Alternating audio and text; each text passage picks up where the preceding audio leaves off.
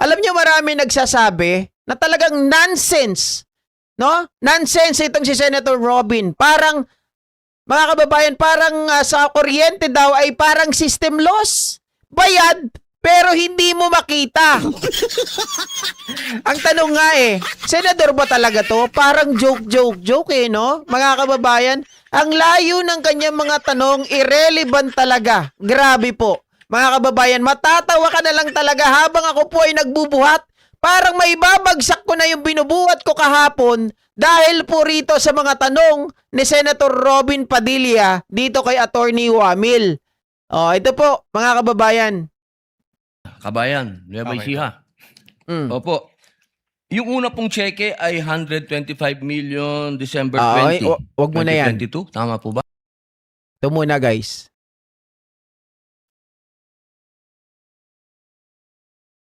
Saan po kayo pinanganak? Sa Nueva Ecija po, Your Nueva Honor. Ecija. Opo. Saan po kayo nakatira ngayon? Sa Manila po. Manila. Saan po kayo nag-aral?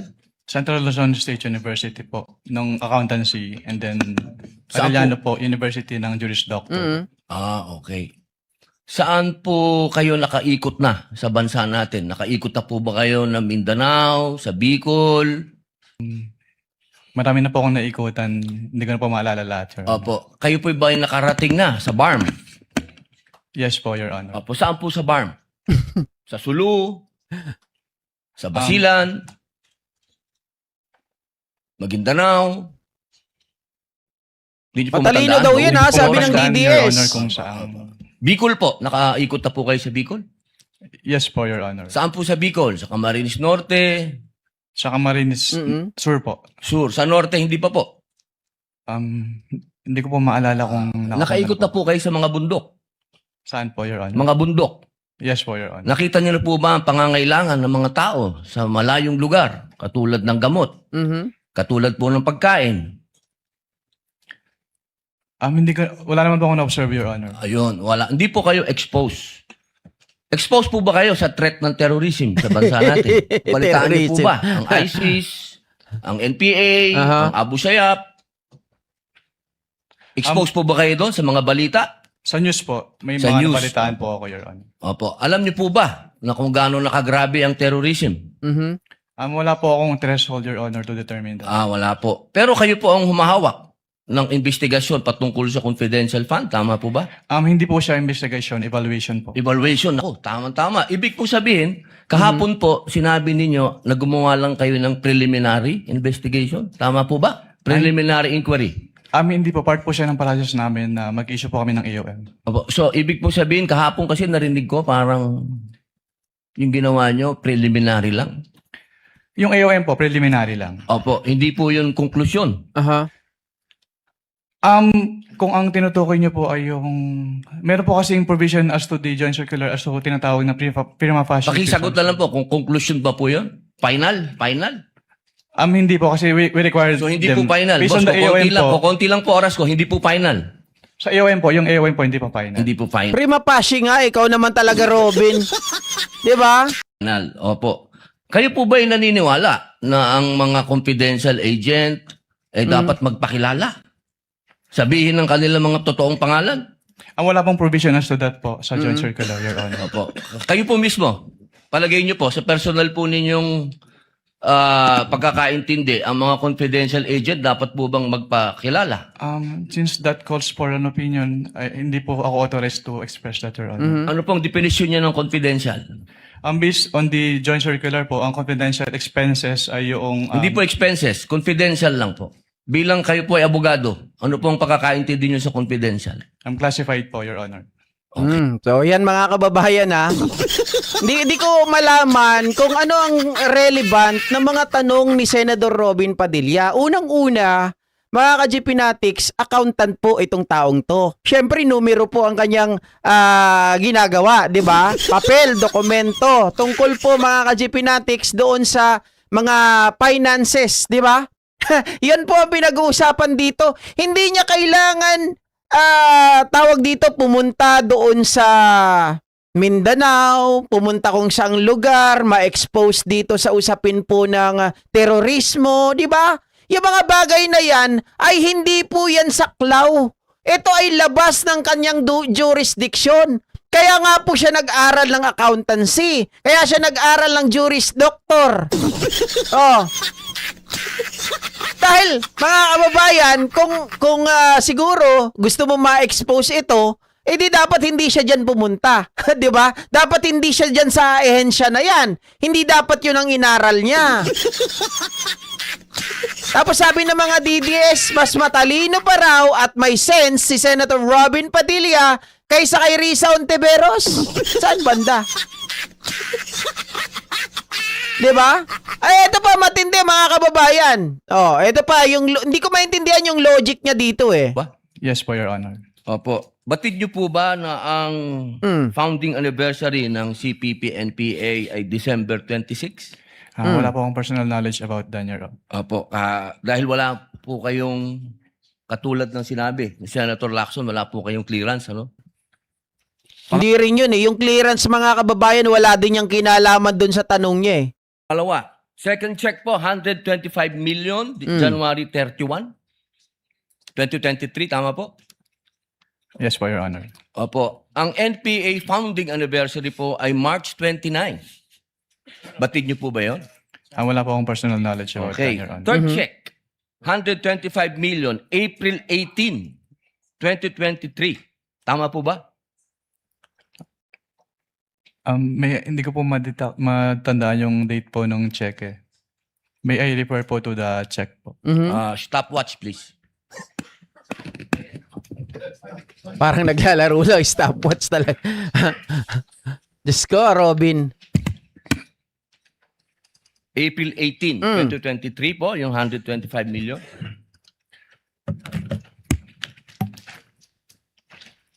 Yes po, Your Honor. Opo. Ang 50th po, golden anniversary ng NDF, National Democratic Front, ay April 24. Kaya ko po nabanggit lahat to. Ito pong mga dates na to, nung December 26, March 29, April 24, lahat po ito, walang nangyaring attack. Lahat po foiled. Wala po. For the first time, wala pong nangyaring attack. Kasi tuwing founding anniversary, may attack. Ang tanong ko po, Ginoong Kabayan, naniniwala po ba kayo na malaki ang papel ng confidential fund at confidential agent? Depende po yun sa kung ano po talaga yung mandate ng agency po, Your Honor. Tama. O, basag siya doon mga kababayan. Unang-una, tingnan mo DepEd. 'Di ba? DepEd mga ka-GPnatics. Mandate niya ba? Pagdating po diyan sa bagay na 'yan, malayo eh. Sa totoo lang, hindi mandate ng ng DepEd 'yan eh. O sabihin na natin binigyan siya ng confidential funds, binigyan ng joint circular.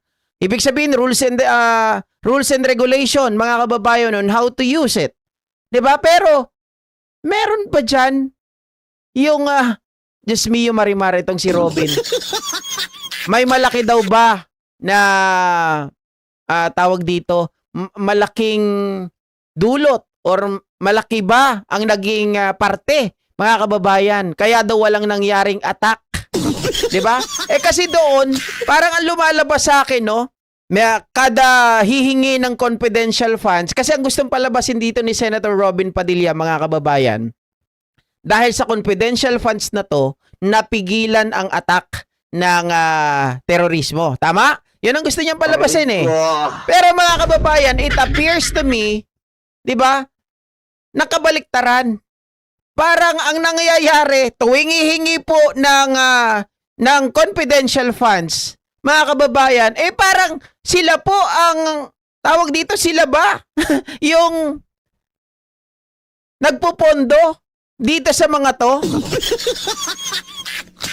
Tanong ko lang sa inyo guys, naisip nyo ba yon? Na bakit parang tuwing lalapit ang founding anniversary, golden anniversary at kung ano-ano pa, merong withdrawal ng confidential funds. It appears to me, mga kababayan, kayo ba nagpupondo sa mga yan? Na kailangan nyo rito kasi may mangyayaring ganito.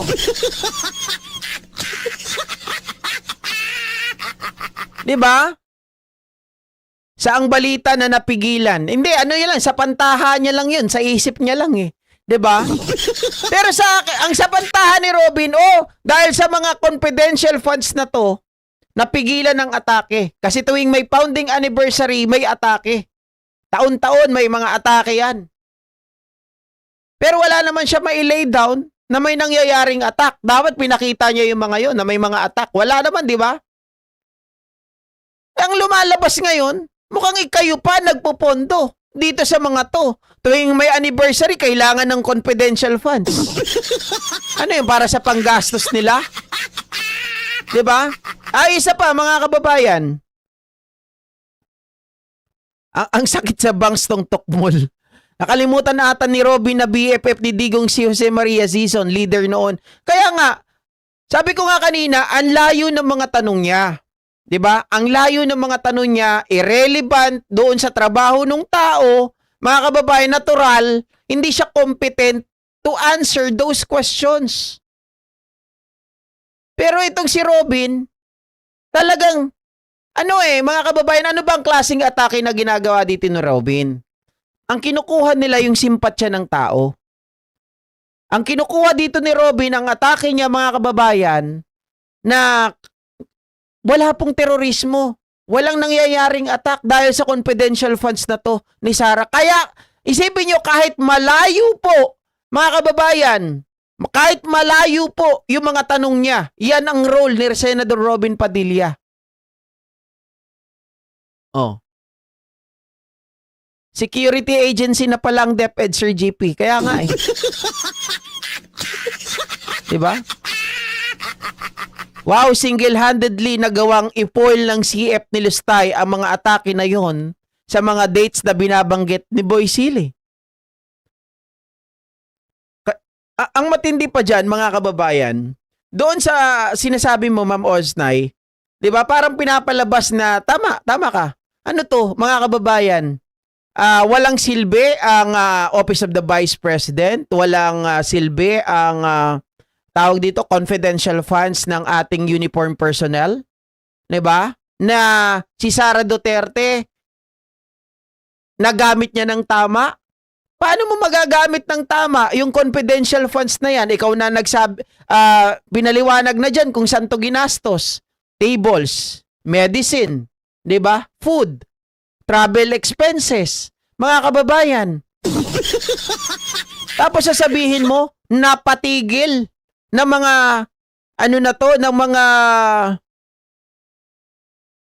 ng confidential funds na to, yung attack. Kasi, eto guys, lilinawin ko lang kung bakit ko nasabi, it appears to me na parang hindi ganun ang lumalabas. Na parang kayo ang nagbibigay ng, ng supply. Kayo ang nagpupondo dito sa mga to. Bakit kanyo, mga kababayan? Ano yung sinabi niya una? 'Di ba? Founding anniversary, golden anniversary, blah blah blah. Okay. Bago magkaroon ng mga anniversary, hindi ko na maisa-isa, no? Parang lumalabas, may withdraw sila ng confidential funds. Ano ba yung pinagastusan nilang ng confidential funds? 'Di ba? Pagkain, medicines, travel, expenses. Isipin mo, mga kababayan, pagkain. Di ba pag may anniversary, gagastusan mo ang pagkain? Travel expenses. Siyempre, pag may anniversary, pupunta lahat yung mga tao, yung mga matataas na opisyal, mga kababayan nila, kahit saan nang galing. O, magkikita-kita sa isang lugar kasi anniversary eh. O, travel expenses yun. Medicine, mga kababayan. O, pamigay nila doon sa mga tao nila. Di ba? Na may mga sakit na doon sa bundok. Oh. It doesn't make sense, mga kababayan? Does it make sense? Sa inyo, tama ba yung naisip natin? Kasi binigyan lang ako ng idea nung narinig ko kahapon. Nakalimutan ko ako sino nagsabi nun na parang, teka lang, tuwing may anniversary, tapos nagwi-withdraw kayo right before the anniversary, mga kababayan, na parang pinaghahandaan nyo yung mga anniversary na yan, na kayo ang nagsusupply ng pagkain, travel expenses, medicine, 'di ba? para magpasikat doon sa mga yon? Hindi para pigilan eh. Para kayo ang mag-supply. 'Di ba? O ito pa. Ito pa naisip ko.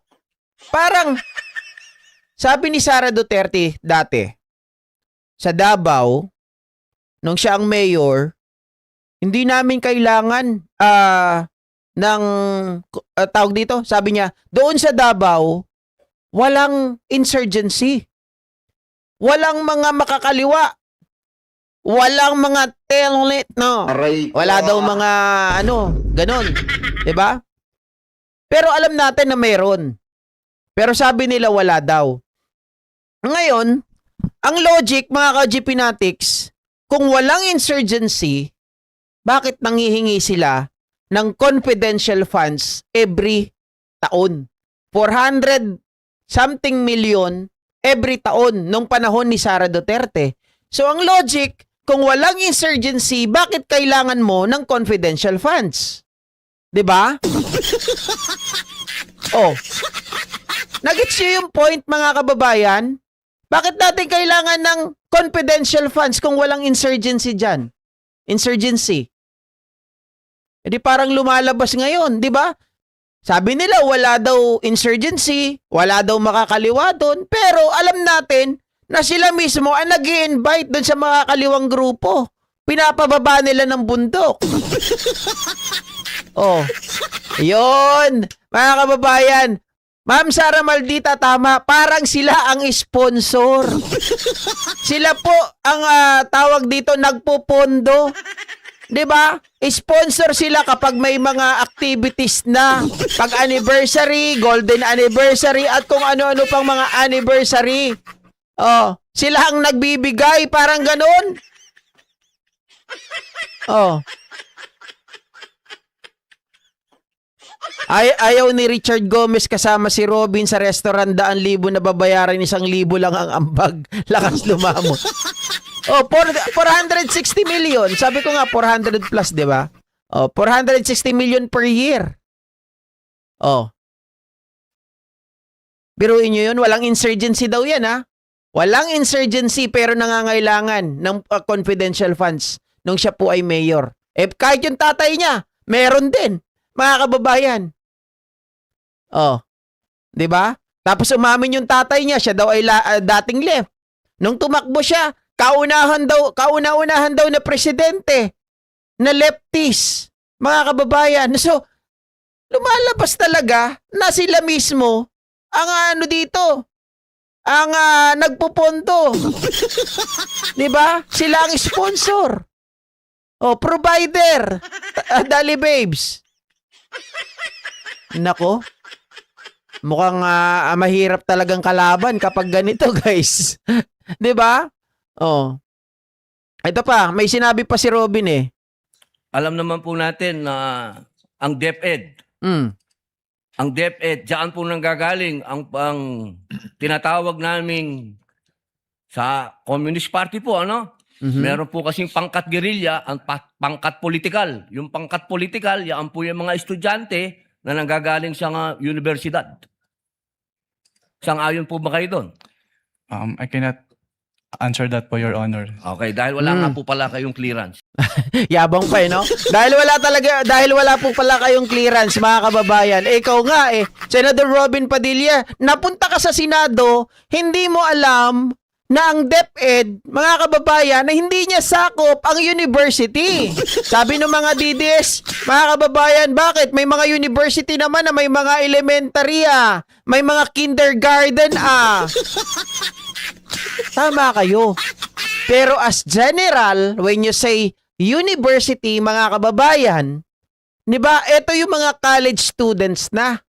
At saka teka lang, wala ata akong nalaman, mga ka-GP Natics, na ang mga lefties nagre-recruit ng elementary. 'Di ba? Ang hinuhubog nila ay hindi mga elementary. Ang hinuhubog nila, mga kababayan, talagang yung mapapakinabangan na nila. Lalong-lalo na dun sa mga student council, 'di ba? Yung mga matatalino. Oh, Pag mga bata, hindi pa nila yan nauhubog. Hindi pa nila yan makukuha. Wala pang silbi sa kanila yan. Hindi po ba? University to DepEd, CHED po yun, Senator Robin.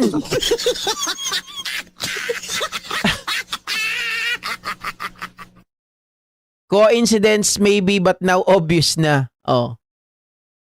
CHED. CHED ang may hawak po ng universities, Senator Robin. Baka naman, ayan sasabihin mo na naman, tawag dito, ikaw lang ang sumagot niyan at hindi kasama yung mga abogado mo. Kahihiya talaga. Biruin mo, dami mong abogado sa paligid mo. Sabihin mo, dyan ang gagaling. Sa DepEd, dyan ang gagaling. Walang yan, dyan daw nauhubog. Hindi, sa tanan ng buhay ko, mga kababayan, kasi syempre mga kaibigan natin, sila JDB, di ba, mga dating aktivista yan, marami pang mga kakilala, kahit itong sila, yan sila, no, di ba? Si Nerissa Santos, mga kababayan. Alam natin na hindi po mga kababayan elementary ang mga kinukuha ng mga to. Marami tayong mga magulang na kumbaga yung kanilang mga isip ay talagang na-brainwash. Pero wala talaga ako narinig na elementary pa lang na nire-recruit, mga ka-GPnatics. Ang nire-recruit talaga nila ay yung masasabi natin na at least, di ba, college. Yung sa high school nga, mga kababayan, hirap pa eh. Di ba? Just me, sa UP, university rin yun. Meron talaga silang, di ba, may elementary doon, may high school doon. Pero, mga kababayan, exemption yun eh. Pero, tayo ba, in general, kukuha ka ba ng elementary? Re-recruit mo? Di ba? Sabi niya kasi, DepEd daw eh. Diyan daw nang gagaling yung mga nire-recruit. Hindi. Sa CHED yun. Sabi ni Annelyn Luzano, CHED ang University Mariosep. Bala imbis ng pakinabangan maging yaya pa sila ng mga elementary recruit nila. Correct. Hindi nila pakikinabangan yun, guys. Ano magiging silbi nila yun? Alagain nila yun. Yun ay weight sa kanila. 'Di ba? Pabigat sa kanila yun, mga kababayan. Burden sa kanila yun. Bibit-bitin niyo yung mga elementary sa bundok. Alagain pa yun, kahit sabihin natin hindi pa dalhin sa bundok. Mga alagain pa yan. Diyos ko. Baka nangidnap ng elementary, yun lang. Parang ikaw din, Robin, walang clearance yung pag-iisip mo. Paganahin mo naman utak mo. Nasobrahan ng pagsinghot ng cannabis yan si Robin, lakas tama kahit wala sa hulog. Nag-aral si Robin ng criminology tapos di niya alam ang DepEd at CHED kung anong sakop. Napunta ka ng Senado, yun ang masaklap. Napunta ka ng Senado, senador ka, mga kababayan, masabi mo lang na senador ka, di ba? Yabang-yabang mo. Tapos simpleng regulasyon kung sino may hawak ng CHED at sino ang may hawak sa DepEd, ano ang hawak nila, ano ang hawak ng CHED, hindi mo ma-distinguish. Hindi mo ma-identify.